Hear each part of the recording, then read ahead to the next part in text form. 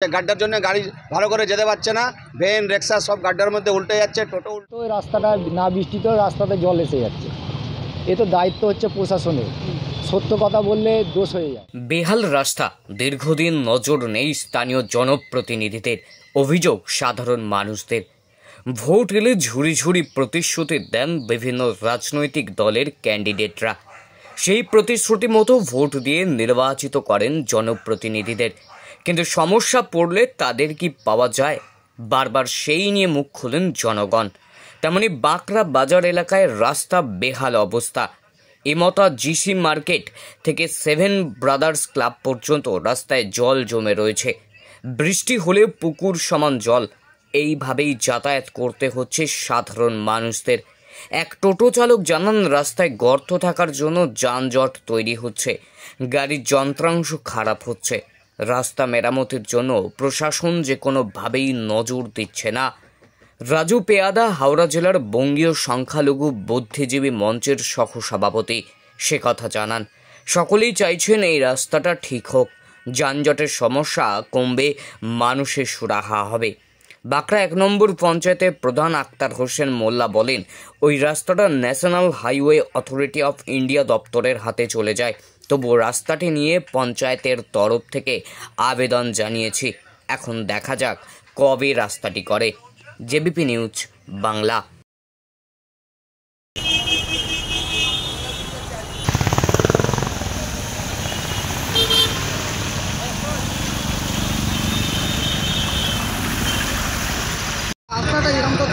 বহুত জাম আছে, গাড্ডা আছে সামনে দেখতে পাচ্ছেন। গাড্ডার রাস্তায় সেই জন্য জাম হচ্ছে। গাড্ডার জন্য গাড়ি ভালো করে যেতে পারছে না।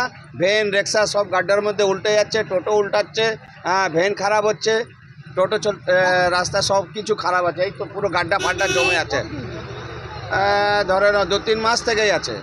এই গাড্ডাগুলো আবার রাবিশ ফাবিশ দিয়ে ভর্তি হয়, আবার এরকমই হয়ে যায়।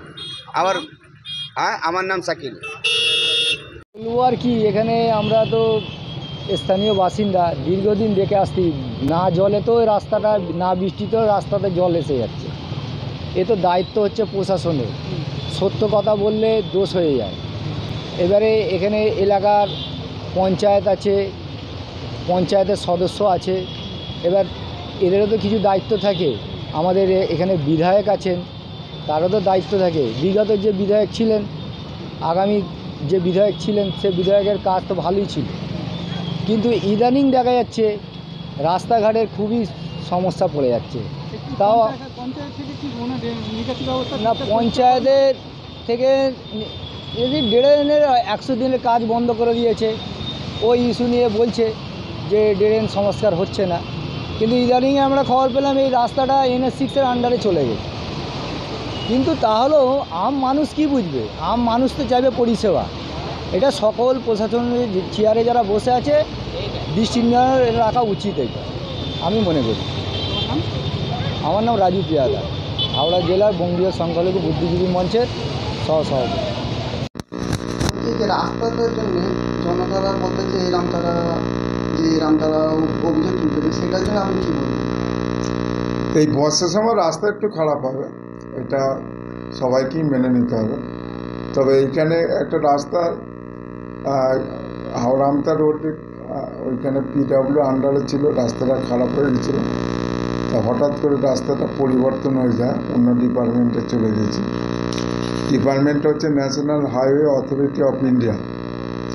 তা আমরা এই অ্যাড্রেসে আবেদন জানিয়েছি, যেহেতু অনেক বড় ব্যাপার আছে, হাইওয়ের ব্যাপার, তাই ছোটো ব্যাপারে ওরা হয়তো কর্ণপাত করছে না। আমরা পঞ্চায়েত সমিতি, জেলা পরিষদ এবং MLA স্বয়ং এইটা নিয়ে তদবির করছে।